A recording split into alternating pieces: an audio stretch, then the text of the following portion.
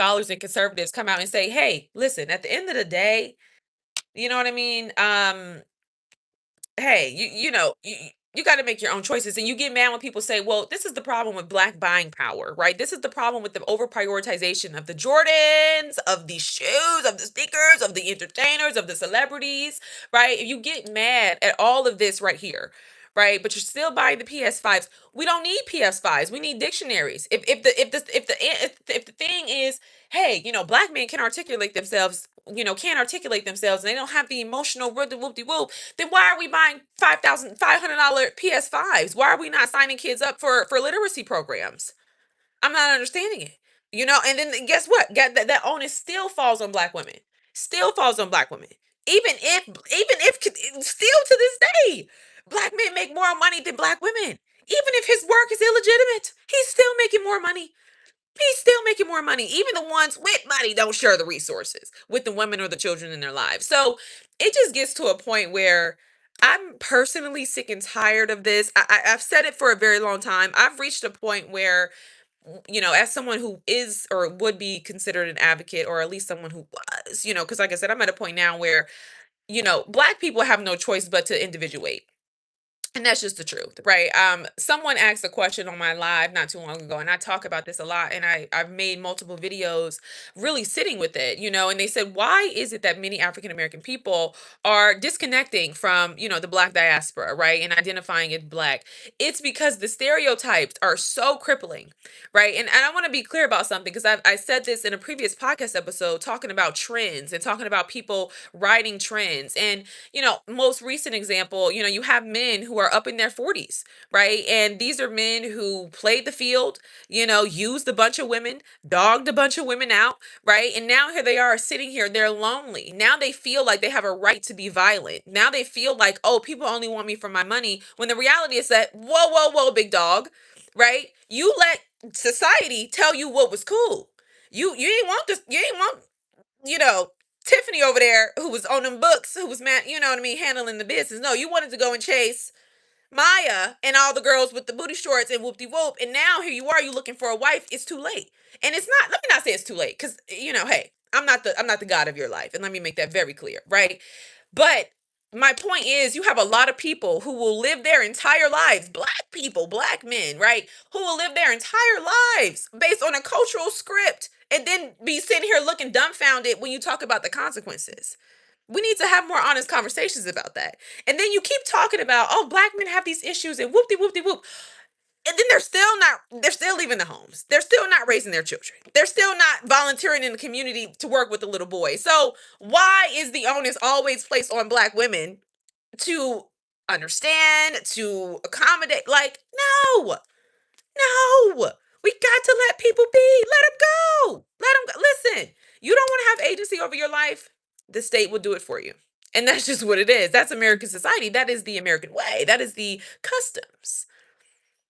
You keep talking about all these are the issues. If you are not somebody who is actively doing something as a black man for black boys, why do we need to feel sorry for you? You guys do not give black women that grace. You do not give them that grace. Black women will go and but have all these babies with these men and be raising black kids to the best of her ability. Y'all don't give her that same grace. Y'all don't give her that same compassion. Whole time, if she says, you know what, I ain't having no more kids. Ain't gonna be no more black babies. So, it's to the point where, you constantly put the burden on black women. And I've talked to black women about this. I said, "Hey, listen, we're going to have to grieve as a collective, because our relational desires, right? Our biological desires, our desires for reproductivity are not going to be met within this construct, within this society, within this time frame, within this lifetime, potentially for some of us, because this is what we're up against. And that is something to grieve. And I've said that before. That is something to grieve.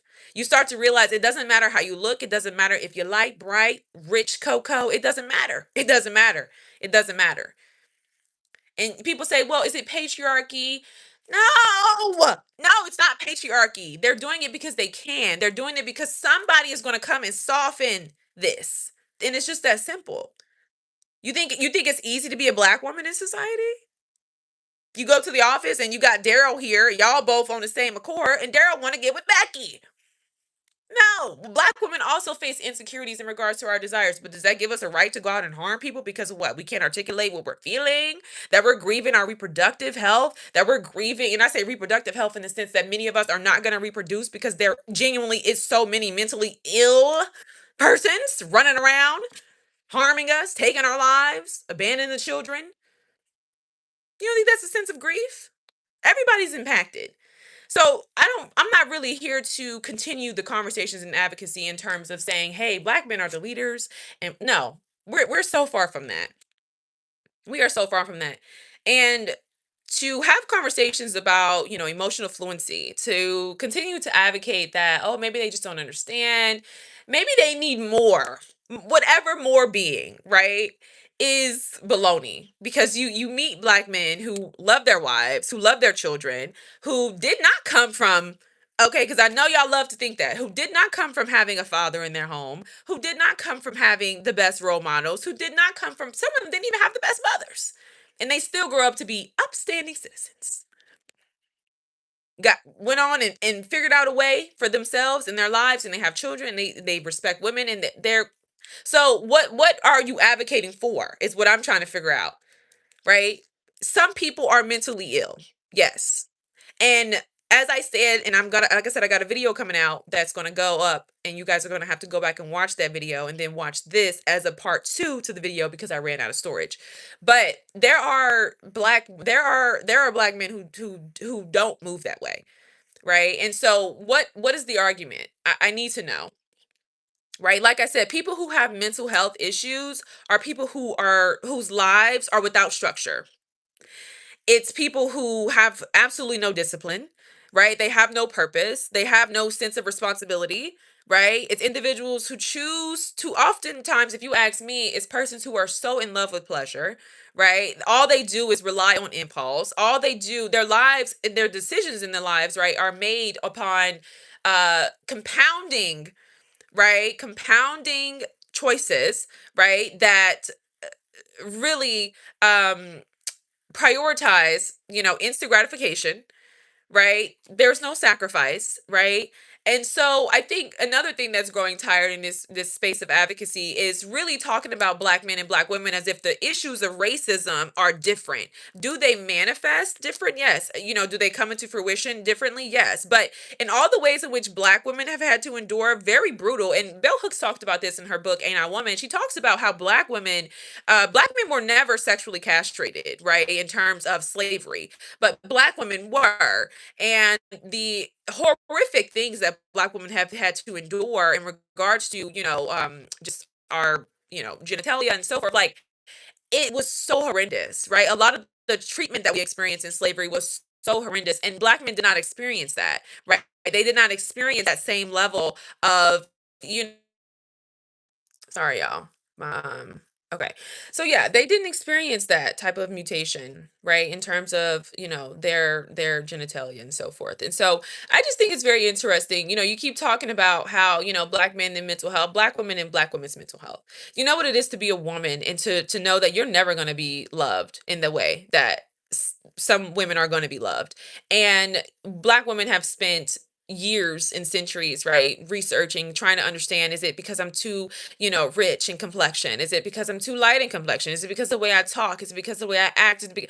And no, it's because of your race, quite frankly, right? And when I say race, I'm talking about the environment, your culture, right? It's a cultural thing, right? And so I say all that to say black women have also had grievances, right? Black women have also endured some very horrible things, some very horrific things, oftentimes, yes, at the hands of men, but things within American society as well that would absolutely, right, grant them the right to have a quote unquote mental illness. But black women do not have the responsibility, right? The commodification, the coddling of her culture, right, of black men, of American society to say, hey, You can just be incompetent. Kick your feet up, and you know what? We'll understand you, black woman, because we know what it is that you've went through. We know, we understand. And maybe because of white feminism and because you were excluded from the white feminist movements, maybe, we're just gonna give you a pass because we understand why you just don't have the emotional availability for your children, and why, you don't have the resources to provide for them to get them out of these ghettos and put them in better schools and be a better single mother. Do we take the time to understand all that context? No, we don't, because we don't care. Right. And so we have to stop this. At the end of the day, it's on the individuals. Right. People are violent because they can be until they're not. Right. People do crazy stuff because they can until they can't. And it's really just that simple. Right. And again, you keep talking about men's mental health. Okay, but what about all the black men who've gone off to do great things? What you're gonna say? What are you gonna say? What do you have to say to that? What do you have to say to the black men who are articulate, who choose to put the phone down, put the game down, put the drugs down, put the women down, and pick up a book and say, you know what?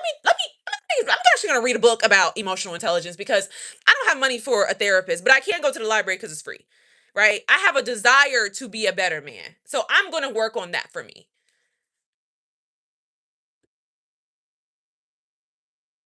What? Like, that's the thing. You keep coming with excuses. Real life is not excuses. You have all these excuses. Then we say, oh my God, my God, the state is taking the state is like, hey, listen, we know foundationally the state is racist. We know foundationally the state is discriminatory. And I'm saying state, but I'm talking about federally, government, all the things, American society, right? And then we say, oh my God, they locking up they doing all these different things. Well, what do you want them to do? What do you want such persons to enact if you can't have self agency over yourself and your well being? What do you want them to do? What do you want them to do? What do you want a white judge to do for you, black man? What do you want them to do for you? You want them to say, "Oh, you know what? I have to, you know what? You're right." Deshaun over here, our paralegal, right? Our court clerk, he just had a privileged life. Whole time was raised by his grandma, right? Like, you get mad when, you try to say it's a conservative talking point when it's like, no, because it gets to a point where it's like the violence is so bad. It's impacting all of us, and you guys are making it like this thing of like, oh, these men are just so helpless. No, they're not helpless. They're not helpless. They're not clueless. They don't want it. Why they don't want it? Because maybe they don't see a benefit in it. I don't know, honey. I can't make a generalization to say this is black men's priorities, this is their values, this is where they say. I don't know. But what I will say is that when there is no consequences, people ain't gonna change. What right do you have to change? When black women are shamed for having babies at a wedlock, what do? The girls are doubling down. They're like, hey, listen, we got to get this together. We got to whoop de whoop de whoop. We're not having no babies, right? The young girls in the comments like, may this never find me, right? But when men commit violence and harm other people, it's he just got a mental he just mentally ill. Okay, so if he's mentally ill, lock him up because he clearly doesn't need to be among citizens. Those of us who are just trying to go to work, do the right thing, and abide by the law, take care of our children, get home safely, right? This is ridiculous. It gets to a point. Like, if you're that incompetent and you don't see nothing wrong with it, then yes, you're gonna be at the hands of the state. You're gonna be at the hands of the state. Period. And I don't know. Do you think that's where you need to be? Right? You keep talking about, oh, they can't read, they can't write. Okay, are you teaching them to read and write? Are you showing up? And if you can't teach, if you ain't got time to teach them to read and write for whatever reason, and I have to be gracious because I know it's the mothers that I have to talk to about it, to talk about the black boys. And even still, again, see how the burden is placed on them? You got black men out here, quote unquote, crying out and ain't doing nothing for the local high school, ain't doing nothing for the local elementary, ain't at least drop a bag of apples, some oranges, a couple books, some get Amazon gift cards off to the teachers at the school. At least do that. Like, you know what I'm saying? Like, so y'all don't want to change. Y'all don't want help. Y'all don't want to grow. So that's what people are doing. Separating you. Put them over there. Lock them down. Because I don't want them to harm me. And there's not going to be any consequence, repercussions, or anything like that. Same thing with the Breonna Taylor. And I never said this out loud, but Breonna Taylor's boyfriend was like a drug dealer. And it was sad that her situation happened that way, but that was a drug raid. That was a drug raid. Black man put this woman's life in danger. Now, granted, we ain't gonna get too into the who's who, who's what, because that situation was a lot of parts. So I'm not saying anything about anything. Everything I just said was nothing conclusive, but I'm just saying who is bearing the brunt? Who's bearing the brunt of raising the children? Trying to get these kids off to school, get them out of the community, get them to be something. Who's bearing the brunt of making not enough money? You can't make no money. You talk about welfare, can't make no money when you got the children. Have to leave the children with somebody else who just might be an abuser. Like, come on, man. Who's bearing the brunt? And the scholar on NPR could say, well, if black men can't, if black men get into the home and their instinct is to fight or flight. And if they feel like they need to fight and be violent, or they feel like they need to fight and be violent, y'all, my life is it's probably the storage girl, but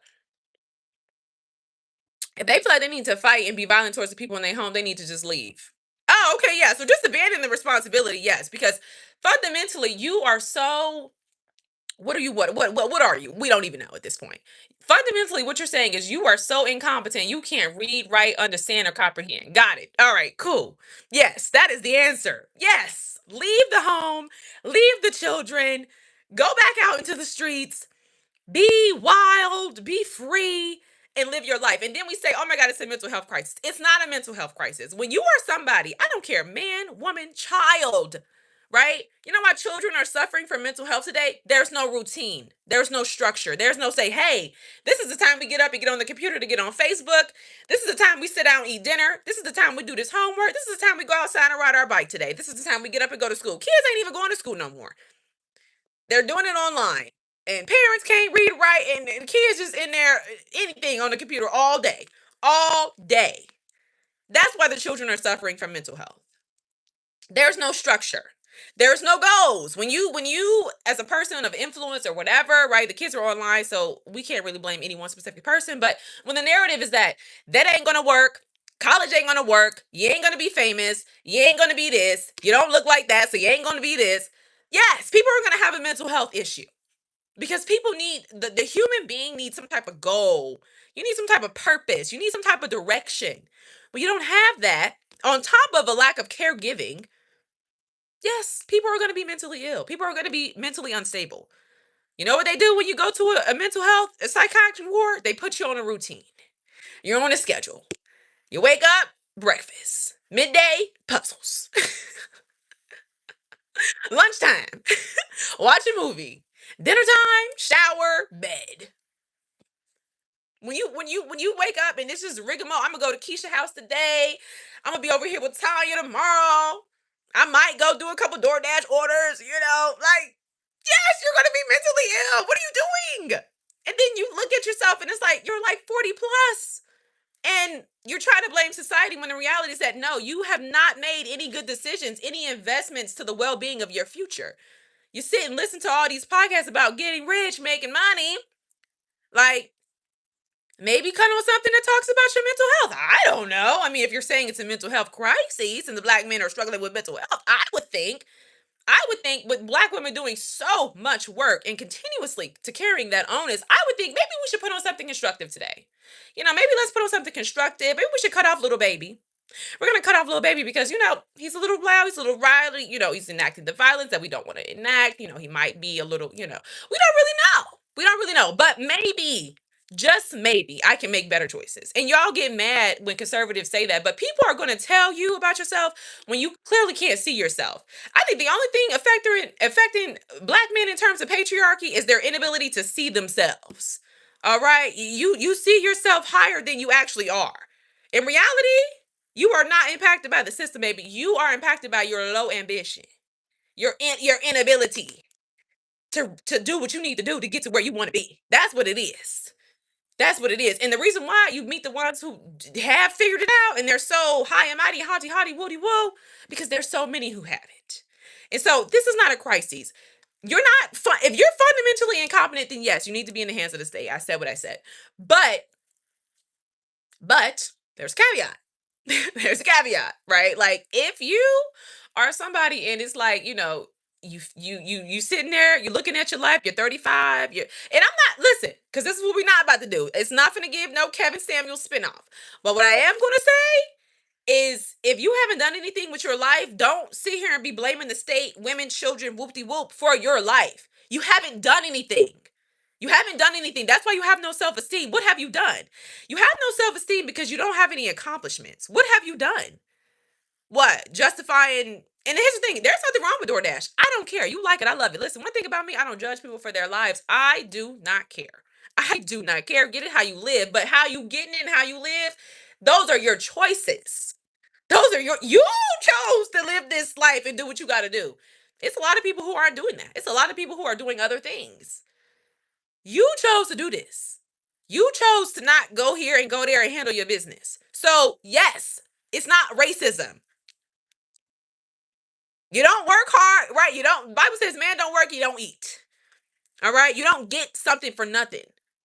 Like I said in the beginning of the live, I know this was going to be a little botch, but hey, listen, in American society, you only got about 3 pathways. You only got about 3 pathways. And you need to do what will fulfill you. If you somebody who might like a little prestige and a little bit of, authority, maybe you should be a doctor. I don't know. They're talking about black maternal health and black mental health. Maybe you should go be a psychiatrist or something. I don't know. I don't know. Right? And right, why you're not doing that? It's not access. Most of us are federally under the poverty line anyway. So you're getting Pell Grants. You might want to go right now before Trump stops it. Because in a minute, I'm telling you right now, listen here. Today's price of college is not going to be tomorrow's price. If you don't listen here. You think ain't gonna be no you think ain't no opportunity right now? Ain't gonna be no opportunity by the time Trump get up out of there. Ain't gonna be no more nothing. They pulling all the program. They say y'all ain't using this money. Y'all ain't doing nothing with this funding. So anyway, if you're not esteemed, it's because you're not doing anything that you're proud of. In addition to that, Bell Hooks talked about this, but I'll say it again for reference. You have no self-esteem, not because of the system, not because you can't necessarily read or write. It's because you don't have any integrity. You don't do the right thing. The choices that we make impact how we see ourselves. So if you dogging this one, dogging that one, stealing from here, lying from there, doing this, doing that, whoop de whoop, you're not gonna feel good about yourself because something about, I don't know, call the Holy Spirit. Now, I ain't gonna call the Holy Spirit because some of y'all are not walking with the Lord. But I will say that there's something about that internal conviction. Like, if you don't do right, it doesn't align with your spirit. Like, I don't know what it is. Call it spirituality. We won't even get too deep because if we aren't reading and writing, we probably don't understand this concept. So we're just gonna take it down a notch. We're just gonna keep it very light, let's relax. Let's not go too deep, right? Let's just say you don't do the right thing. So that's why you don't love yourself. That's why you don't have self-esteem. How could you love you? Look at what you do. You lie, you steal, you kill, you cheat. I wouldn't love me either if I was a terrible person. How can you love you? How can you love you? How can you love you? What is there to love? What is there? You're a dishonest person. You're dishonest. You're not very hardworking. You say you're gonna do this, but you don't do that. You say you're gonna get up and do it, but you don't. You don't. I mean, what is there to love? What is there to admire? What is there to respect in regards to your self-regard when all you do is relinquish your agency? Whether that be on your rappers, whether that be onto the podcast hosts who talking about buying real estate when you ain't got 2 nickels. We're gonna relax. We're gonna take it back. I'm getting carried away. My point is, those are the reasons why you're struggling with mental health. And it's really that simple. And so, you want to talk about patriarchy, woo, woo, woo. Patriarchy, yes, it is impacting you because you esteem yourself higher than you are. You think you're a white man. You think you're somebody who's entitled. You think that you have the leisure of doing what you want, when you feel like doing it. You think you have the leisure, right, of just getting it right at any given time of your life. And you just think that it's going to work out for you because what? Why do you think it's going to work out for you? Why do you think you're going to live a life of leisure and it's just going to fall out of the sky? I think that's how patriarchy affects black men. I don't really think it's a lack of, anything outside of that. And the black men that I personally know and seen in my own lives, and I've seen quite a bit to know that this is not every black man, right? I'm not going to say whether or not they're violent. I don't know, right? I'm not privy to their, but I will say is that those who do the work that they do and do the things they want to do, they are exactly where they want to be. And so, again, if you are somebody and you want certain things, you only have a few ways about going to get that stuff honestly within American society. And for many of us, yes, there are some structural issues in regards to racism. There are systemic issues that we are still combating. So with that being said, I think it would probably be good to work on being a good person and not burning the bridges in your community, because you might not actually get to, the millions of dollars that you're setting out to get. You might not get the treasure, but maybe you can get other things like community and relationships and a sense of fulfillment and satisfaction from being a good person. I don't know. That's just me personally. I think that's a more of a realistic bar versus like saying, hey, go out and become a millionaire. Yeah. So those are my thoughts. I was a little sarcastic with this one here because I really wanted to soften the really harsh things that I felt like I was saying, which really weren't harsh. They were really just honest. But I just feel like we're just living in a day and age where people don't want the truth. But I know for me personally, you could pack it up, hang it, and throw it over there because I don't really care. Right? I have young people, mind you, I'm a mother working hard, working hard. I have people who are young black boys I know. I ain't gonna tell their business. I know them though. Family ain't doing squat dilly nothing. Got all the time, living at home, got all the resources, baby. Ain't got no stress. Ain't got no stress. And I know, and what more than enough to say, yeah, yeah, this is what it is. I see the reality. So you're not going to be able to come to me with this whole mental health wah bull crap. Maybe you went to Morehouse and maybe you was around all the brothers who was whoop de whoop, and maybe many of y'all who get on these podcasts, y'all don't really be in black communities, so that's why you have some sense of like delusion about like what really is going on. But no, they're not doing anything. They're not doing anything. You talk to them, why you don't want to go to school? They just don't want to go. All right, and so fast forward. Fast forward, and you can't provide for a family. Why are we acting like this is racism? No, baby, this was A, and your failure to get to B, your failure to desire C.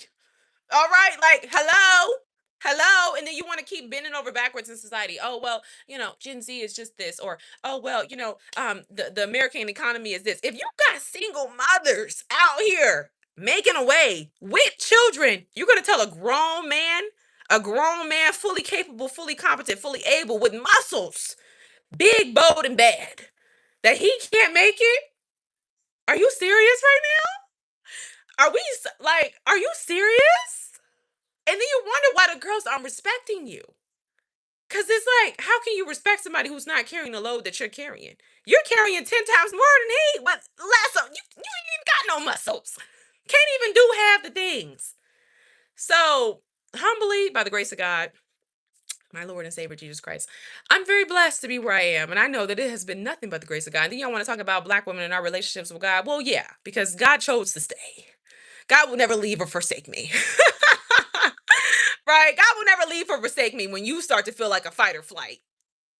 Get out of here with that. You don't think I want to leave? Hello? Hello? Talk about it. So y'all ain't this is what y'all ain't gonna do. Listen, let me tell you something. Let me tell you something. 2026, 2027. What you never gonna do, what you're not gonna do with me, you're not gonna be able to tell me no lie. You ain't gonna be able to tell me no lie. You ain't gonna be able to see her. Oh, black man, whoop de whoop. Send him to the state. Send him to the lock him down. Lock him. He don't want to have self agency. Lock him down. If he just can't get it right with all that damn free time, all that free time, all the potential to do this and do, if he can't figure out a play, whole time you got single moms out here taking at community college one class a semester, trying, working, grinding. If he can't get that dog in him to go and get it, I don't want to hear it. That's the life he chose. Those are the choices that he made. The rest is not for debate. It's just not for debate. And ladies, I'm gonna tell you, girl, listen here, I made a live. It was a really bad live. I was tired. The video was trash. But I will reiterate here. Don't listen. No more accommodations. I'm telling you. Because you're going to pay a price. You're going to pay such a high price for accommodating these men. I'm telling you right now. And it's just, don't do it to yourself. It could be paid with your life. God forbid. God forbid. You know what I mean? But there's not going to be any accountability except for the state. And that's a really sad reality. That's a really sad reality, but there's not going to be any accountability. Many of your church leaders are going to turn their heads. They're going to be trying to figure out, again, as women, even therapists are going to put the onus on you, what you did wrong, what you didn't see, the red flags you didn't catch, right? Like all of this right here. No, do not be in common. And I know, y'all know, I know, right? As women, that's our nature, right? We're women, we're ladies, we're feminine. I know femininity has a bit of a, it's fully loaded type of thing, but that's just our nature. And so we can be very understanding, but I'm telling you right now, you just, no, no, no, no, no, no, no, no, no, no. So that's why the self-esteem is low. Mental health is the ability to see reality. Okay, that is mental health. And when you have a bunch of black men within patriarchy feeling like they got it because they're men, yes, they're going to be struggling with mental health. Why? Because they cannot see reality. They cannot see reality. They cannot see the fact that they have made some really, really bad choices. They have pursued nothing but a life of pleasure. There is no discipline. There is no structure. I don't care how you want to slice it, dice it, name it. Listen, everybody has to develop discipline. Everybody has to develop X, Y, and Z. And they love to try to tear down boss babes and women who are just out here trying to survive because clearly they won't. And it's like they try to tear you down. Listen, protect your peace. Black women, protect your peace. Women in general, all women, really, protect your peace. Don't bother. Don't bother. It's too much. It's too much. Mm-mm. Mm-mm. Mm-mm. Mm-mm. It's too much of an onus. Too much. It's just ridiculous. It's at a point where it's ridiculous. I don't want to hear about it. We've been having the same conversations about black men for how long? Do you know how hard it was in 1965? Do you know how hard it was in 1978? Hello? 1989, hello? Fast forward 2026 and it's very easy. Very easy. And y'all still aren't doing the work. You still not doing what you need to do to get your life together. We don't want to hear it. You listen, if you want to go fall by the wayside, be our guest. That's not our responsibility. Bell Hook talked about this. Bell Hook, she said, when we say black, we talk about racism, we talk about black people, we always center black men. We always center them. When we say black people, we automatically think black men. Now, I ain't never thought about that on a conscious level, but she might have been onto something. And my point is, you're trying to make this a race issue, and it's just not. Black women learn the lingo of corporate, and we're dealing with it, and we're navigating it. And when Darnell shows up, Darnell X's us out and goes over there with, yeah. So we're work to do, work to do. And it's not just a black issue. That's just life. There are some people who are just not good people. There are some people who aren't going to be good husbands. There are some people who aren't going to be good wives. And that's just life. But to continuously make this a race issue in 2026, I'm not doing this with y'all. Y'all are losing the plot. We can't even get to the systemic racism that's going on, institutional racism that's going on, because we're still dealing with this. We're still dealing with this. When the slaves was free, the first thing they were trying to do, the men was trying to do, they were trying to get up in that government and make them decisions, honey. They said, we got to do, we got to do, we got to get up to Harvard, we got to do what we got to do because we got to make changes for the community. You don't think black women lives have been impacted since then? Tremendously. Tremendously. But they're still prevailing. Still prevailing. So I'm not a black man. Thank God he made me a woman. But it gets to a point where it's on the individual. That's all I have to say. And if a bunch of individuals want to go and be foolish and frolic, then we have to let those individuals be. And if they want to relinquish their sense of agency to say, you know what, in 2026, I am oppressed, I am weighed down, and I just can't get it together. With all the resources, with all the things, people talking about free therapy. There are therapists online making podcasts hours long. Hours long. You know how many breakthroughs I've had? BetterHelp is like $60 a month, bro. I mean, it'd be like one session a month, but hey, if I'm in there, you're doing the work, you got to work with what you got, right? You're just not doing the work. You just don't want it bad enough. But let me be earn your leisure and get on here talk about how you can get a real estate, buy a duplex with $1 down. And all you need to do is sign up for this webinar and send me the $2,500 today, and then the $15,000 in 2 weeks, and then by the end of the month, if you can get 100,000, I'm going to give you 2 duplexes. You're going to have a 8 rental property. Right? Like the math ain't even, you can't even follow it, but that's what you're going to follow. And y'all want to be like, oh, well, Jayla, you're being, no, I'm telling you what I see. I'm telling you what I know. You know what I mean? Like, we have to stop this. We have to stop this. We have to stop this. You feel like a victim because you're feeling helpless because you're not handling your business, and that's just really what it is. And if you don't want to handle your business, that's fine, but don't go knocking down other people in the way, women and children included, because we don't have nothing to do with this. This is your life. This is your life. You want to spend your entire life listening to culture, following the culture, all right, doing what's cool, doing what's popular, doing what's relevant. And then when because y'all don't see it right now. Like I know, and I love this. I love this. I love this so much because you as someone who I won't say black and intelligent, but I will say black and like alternative, right? You may like books, you may be into different things, and I'm not even gonna say alternative because I think it just gets a little different when we say use the word alternative. So I'm not going to say that, but I'm going to say a black person who is, handling their business, right? Young black boys, young black girls handling their business. We're still dealing with, these type of relational deficits and all the things, right? But I will say like people who live their lives in a way where you always doing what's cool, always doing what's popular, always following the trends, doing all the things. Yes, you're going to pay a price for that. You have no discipline, like you have no discipline, whether that's your faith or whatever, like however you want to live your life, right? Like you're going to pay a price for that. You are going to get to a certain age and stage in your life where, yes, you're going to look up and you're going to be sitting with the consequences of your actions. It's not a black thing. That's a life thing, right? There, you don't have any compounding positive experiences. You're not investing. You're not handling your business. I'm not saying investing in the sense of like money. I'm saying investing in like yourself, in your relationships, your education, your emotional fluency. Yes, you're going to pay a price for that. Yes, you're going to look up and you're going to be like, oh my God, nobody wants me. Everybody only wants me for my money. Well, sweetie, I mean, do you know how to have a conversation? I mean, do you have any hobbies? Do you have any interests? Like, who are you? If you're like a ticking time bomb and the only thing you know how to do is function and go to work, then yeah. And I don't know why we always put these experiences as like it's just a black man thing. No, there are some women who are this way as well. And so I get kind of tired of us constantly feeling the need to create two separate entities. Maybe you could say that is patriarchy, but continuously creating two separate entities to talk about the emotional lives and the mental lives of black men and black women, right? I won't say mental because I do think there are different influences, right? Like, especially like, you know, um, what do I want to call it? I don't want to say, I'll say pornography and things like that. But I think those things impact women as well, some women as well, right? Promiscuity and things like that. And so call me back because I'm taking a break from advocacy. I'm gonna be walking with the Lord. I'm gonna be joyous. I'm gonna be rejoicing. I'm gonna be reigning in my royal priesthood. Okay, amen, hallelujah. But call me back, right? Give me a call back when y'all are ready to start having conversations about the black collective.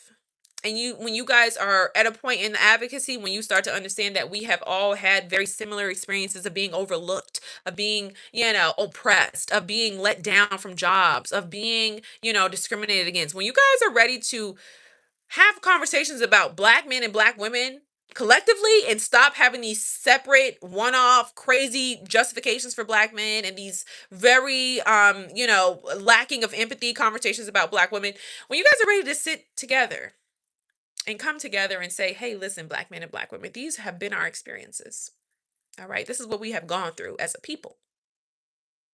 This is how this has impacted me. This is how this has impacted us as well.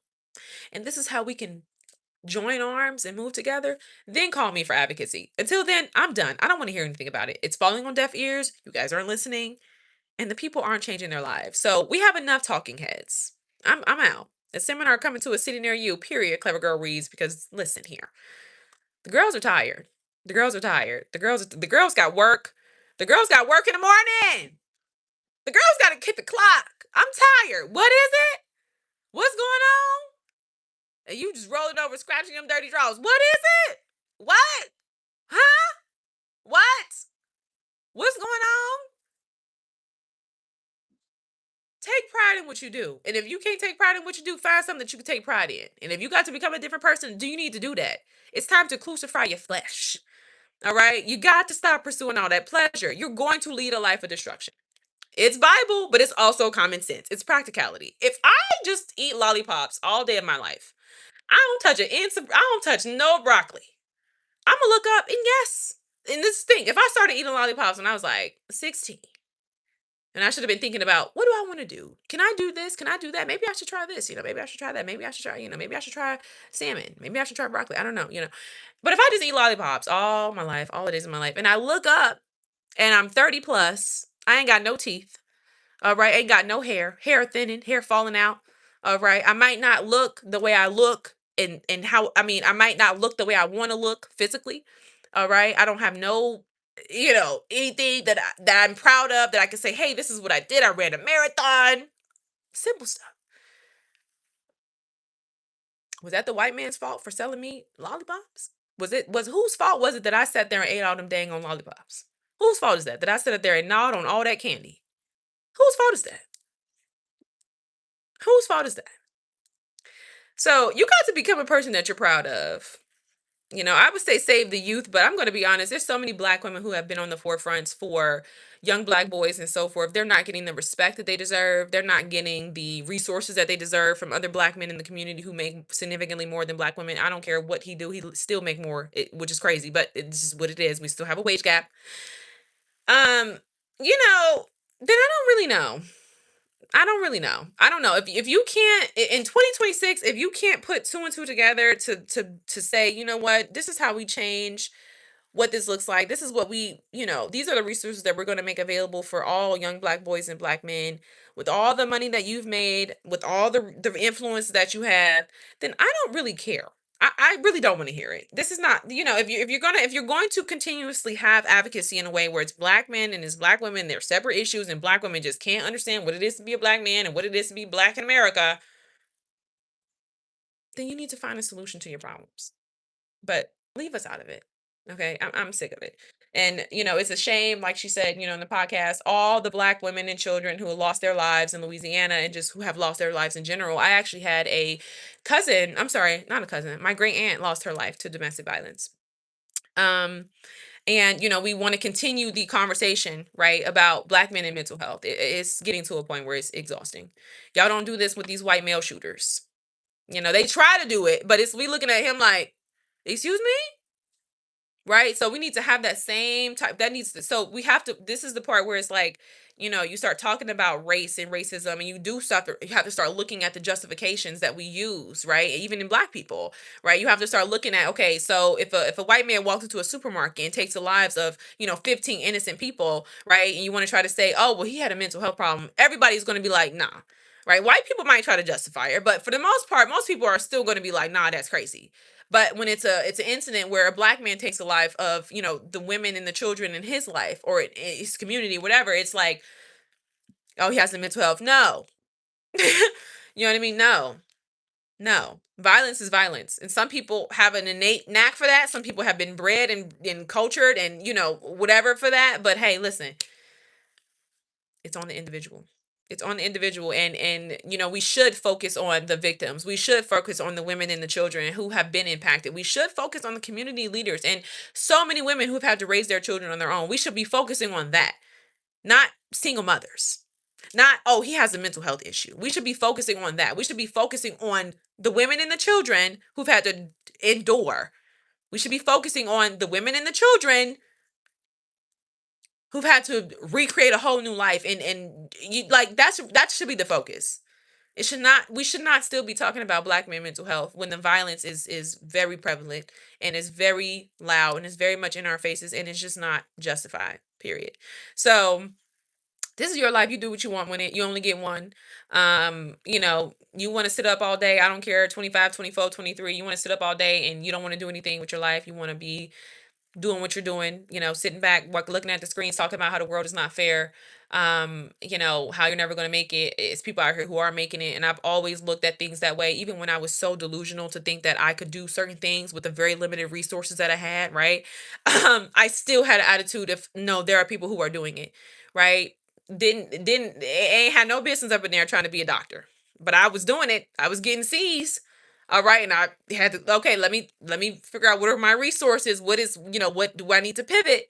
But it was never a thing of, "Oh, I'm not gonna go to school and I'm not gonna try to be nothing with myself because, whatever, whatever, whatever." Right? No, no. It doesn't matter. At the end of the day, this is your life. So if you don't want to live it, if you want to look up and make these choices and, whoop de whoop and think that you're just so high and mighty because I say patriarchy, that's what I think is the only thing that's impacting black men is to think that they are just so invincible that, they just have all the time, all the bravado, like they can just do it all whenever they want to do it. They can, then yes, you're going to pay a price for that. And anybody who follows cultural trends, we'll have this conversation another day because I got to go. Anybody who follows cultural trends, I want to know from you guys, should we feel compassion for these people when it hits the latter years and all of us who have made the sacrifices, who have been overlooked, they try to say it's the revenge of the black nerds. I don't have to be revengeful, right? My life is peaceful by the grace of God, right? Like, but all the people who follow cultural trends, right? All the people who used to look down on, girls who looked like, certain type of way and, wasn't really like out there whoop de whoop, like, and now people are like, oh, the books is what's up. This is what's up. This is, you're trying to make it cool. You're trying to make it like, I don't really know. I don't really know. Should we have compassion for people? I mean, it's a good thing that people have turned their lives around. Absolutely, that's great. And I'm not here to say that we should shut down anybody. No, actually, I'm not here to say anything about it. I'm just more so saying, like, when I think about people who have let culture and society influence who they date, how they move, where they work, what they do, and they're sitting with the consequences of their actions, like, should this be a thing of when you have people who have had to make sacrifices, right? Pay dues, you know what I mean? Been overlooked, isolated, all, like, I don't really know, y'all. I don't really know. You get nothing for something. And it's just that simple. So yeah, if you are not somebody who's actively engaging with your mind, the world is going to feed you things, whether that's entertainment, whatever, whatever, whatever. And yes, that's absolutely going to impact your mental health, especially when you're talking about entertainment, right? Because, like I said, mental health is the ability to see reality. So you're not going to be able to see reality. So yes, you're going to be mentally impacted, and then when I think about just, yeah, anybody who's not actively engaging like in reading and trying to form their own sense of self and understanding of the world, yeah, you're absolutely going to be influenced by culture. Like, and that's just pure. Like within American society, there's so much propaganda, right? That influences our paradigms. You have to be so resistant. Like reading is an act of resistance. I have a sticker that says that, and it's true, right? Because you have to be able to think for yourself, even if you're not always right, even if you're not, always on the money. You have to be critical of certain things that are put in front of you within American society. Just like this whole thing with Megan Thee Stallion. I said, this looks like a PR stunt, right? And if it wasn't, I would say any woman who I personally think is fawning over a man in the ways in which Megan was falling over that guy. Is his name Clay Thomas? Clay Thompson? Don't know. But I think any woman who's kind of like fawning over a man, like that's not going to be a good relationship anyway. And so if it's not PR, I would say that every woman has to just pay her dues in love and relationships, right? We all have to learn self-love and learn standards and, it's just life, right? And I'm not going to say that, that's justified though. It's not justified someone mistreating you, but it's also, every woman's experience that has also experienced, heartbreak and disappointment has not been centralized to the point where all black women didn't say, you know what, this is what black men are doing today. No, that's not, and we don't even know them. We don't even know that situation. So I'm saying all that to say, this is how the media works, right? And then you have like these very prominent, even some political commentators and content creators coming out saying like, yeah, and this is the state of men and they're cheating. How? Like, wait a minute. Wait a minute. No. Right? That's why I'm saying we have to be critical of certain things. And so I say it was a PR relationship because I just think that, thing about celebrity is that celebrity is curation. That's all a celebrity is. It's a person who is curated to essentially be palatable, to be relatable, right? And they're very trendy, right? And it's celebrity is literally synonymous with curation. And so when I said I was saying it was a PR relationship, is because I feel like we talk about Megan Thee Stallion, you talk about this digital age, you start talking about relevance, and Megan Thee Stallion and like many celebrities, right? Except for Beyonce, who was very strategic in her fame, right? Obviously, but I think we start talking about, Megan Thee Stallion and celebrities, you have to kind of stay relevant. And as Megan Thee Stallion's getting older, like many women, and people in their career, especially when you're talking about fame and the height of it being in your 23, right?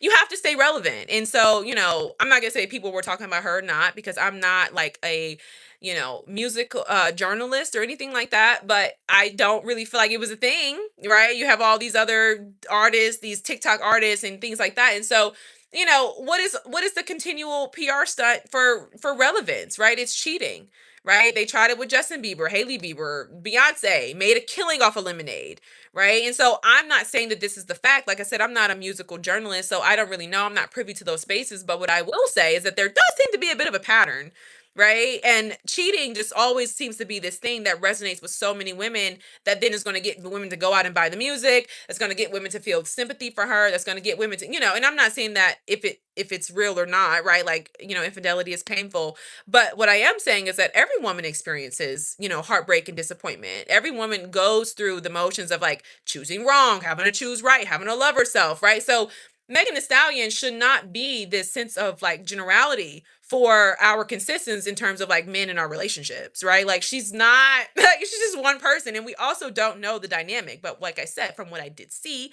which was only like a very brief video of them, like a long time ago, I just thought she was just a little too smitten with him. And I just feel like, anytime there's that, and could be me too, getting into my own personal projections with like men and women in relationships and how it should flow, and maybe I'm also perpetuating some sense of power imbalance here. But I don't know, you know I just think there's a ways in which men are socialized and so forth, and I just noticed something that was a little off. But again, none of my business. I don't want to go down that rabbit hole with my opinion and my projection of my own understanding. But what I will say is that I just found it very convenient. I don't know if she's on tour, or if she's going on tour, or if she's dropping an album, whatever it is that she's doing. I also did watch that documentary of her and Tory Lanez, and they asked her if her and Tory were in a previous relationship. She said no, and they actually were. She did come out and say on the documentary that they were in a relationship. Again, whole premise, right? We are not justifying male violence, but what I am saying is that when it comes to these celebrities and these parasocial relationships, we have to be very mindful not to necessarily see them in proximity of ourselves, because that is not true. We do not know these people. Again, it's not a matter of like not having sympathy for a black woman who could resonate with the common experience. That is not what I'm saying. I am, again, that's the whole basis, right? I don't want this argument to go flat, or rather this whole video to go flat. So that's not what I'm saying. I'm just saying that, you know, we have more resonance with people that we don't know now that we have the parasocial relationships because of social media than with people that we do know. And I just feel like if your homegirl got cheated on, you would look at it a little bit more critically, not by judging her, not by justifying her partner's infidelity, by but just being like, yeah, girl, I knew he wasn't gonna be the one for you anyway. You see what I'm saying? You wouldn't look at it like, wow, Megan Thee Stallion got cheated on, Clay Thomas, whatever this man's name is, and this is all men today. You wouldn't do that. You wouldn't do that, girl. You'd be like, girl, I knew he wasn't right for you, girl, because he was just whoop de whoop. Like, you see what I'm saying?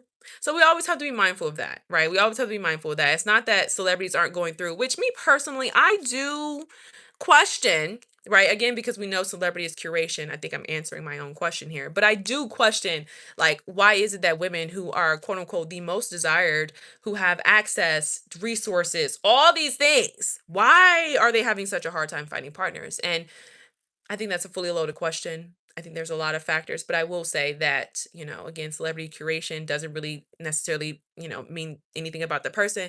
But I do think for many Black women, the disconnect oftentimes is geography. And so when you talk about, women who have access, all these different things, it's like, why are you having a hard time? Like, girl, you have the whole NFL lineup. Like, you have the whole, like, you have the pick of the pick of the pick of the pick of the pick of the pick. Like, surely you could find somebody, you know. But it boils down to that self-esteem. It boils down to that self-love. But this is a conversation for another day. Maybe it's not. Maybe we should talk about how Black men and Black women are suffering from the same things. No, we can't do that because I don't think that those two can correlate. We can't have like an either or. We have to have those conversations separately in terms of like Black women in their love lives and their partners, and like Black men and Black male violence. So I'm gonna go. This was fun. I love your topics. Thank you so much. This was great. I'll talk to you guys next time.